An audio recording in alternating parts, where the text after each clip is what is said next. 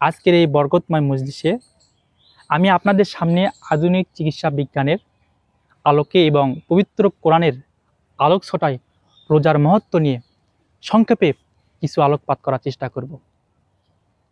সম্মানিত উপস্থিতি, আমরা অনেকেই মনে করি রোজা কেবল একটি ধর্মীয় বিধান, কিন্তু চিকিৎসা বিজ্ঞান প্রমাণ করেছে রোজা হলো মানবদেহের এক জাদুকরী ডিটক্স বা বিষমুক্তকরণ প্রক্রিয়া। 2016 সালে জাপানের চিকিৎসা বিজ্ঞানী ইয়োশিনোরি অসমী অটোফেজি আবিষ্কার করে নোবেল পুরস্কার পান। তার গবেষণায় বিশ্বকে স্তম্ভিত করে দিয়েছিলেন। তিনি প্রমাণ করেছেন মানুষ যখন টানা 12 থেকে 16 ঘন্টা না খেয়ে থাকে, তখন শরীরের সুস্থ কোষগুলো ভিতরকার বিষাক্ত বর্জ্য এবং মৃত ক্যান্সার সৃষ্টিকারী কোষগুলো খেয়ে ফেলে শরীরকে ভিতর থেকে পরিষ্কার করে দেয়। এটি যেন শরীরের এক নিজস্ব রিসাইক্লিং বিন। সুবহানাল্লাহ বলবেন না? সুবহানাল্লাহ। আমাদের রোজা ঠিক এই বৈজ্ঞানিক পদ্ধতিতে কাজ করে। তারপর হৃদরোগ এবং কোলেস্টেরল নিয়ন্ত্রণ। দীর্ঘ সময় রোজা রাখার ফলে রক্তে ক্ষতিকর কোলেস্টেরল এলডিএল ও ট্রাইগ্লিসাইড কমে যায় এবং উপকারী কোলেস্টেরল বৃদ্ধি পায়। এতে হৃদরোগের ঝুঁকি বহুগুণে কমে যায় এবং উচ্চ রক্তচাপ নিয়ন্ত্রণ আসে। আমাদের গাড়ি বা যন্ত্রপাতি যেমন মাঝে মাঝে সার্ভিসিং প্রয়োজন হয়, তেমনি আমাদের পাকস্থলী ও লিভার সারা বছর অক্লান্ত পরিশ্রম করে। রোজা রাখার ফলে এই অঙ্গগুলো বিশ্রাম পায় এবং নিজেদের পুনর্গঠন করার সুযোগ পায়। এতে গ্যাস্ট্রিক এবং বদহজম সমস্যা দূর হয়।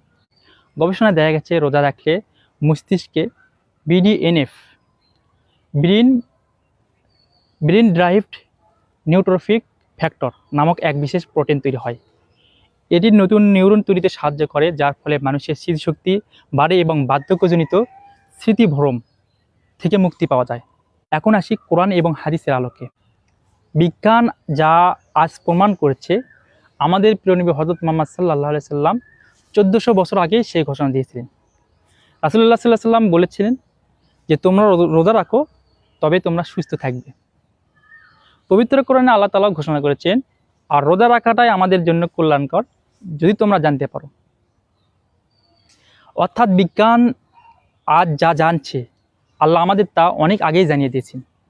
এছাড়া হাদিসে কুদসিতে আল্লাহ বলেন, রোজা কেবল আমারই জন্য, আর আমি নিজেই এর প্রতিদান দেব। জান্নাতে রায়ান নামক একটি বিশেষ দরজা রাখা হয়েছে, যেখানে দিয়ে কেবল রোজাদাররাই সগৌরবে প্রবেশ করতে পারবে। রোজা কেবল শারীরিক উপকারিতাই নেই, এটি আমাদের প্রবৃত্তিকে নিয়ন্ত্রণ করতে শেখায়।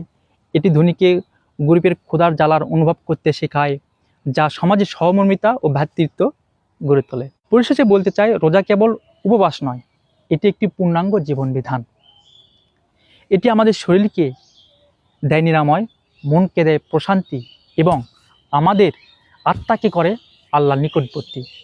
আসুন আমরা কেবল প্রথাগতভাবে নয়, বরং এর প্রতিটি শিক্ষা হৃদয়ে ধারণ করে রোজা পালন করি।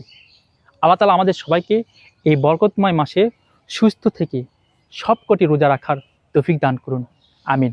আসসালামু আলাইকুম ওয়া রাহমাতুল্লাহ।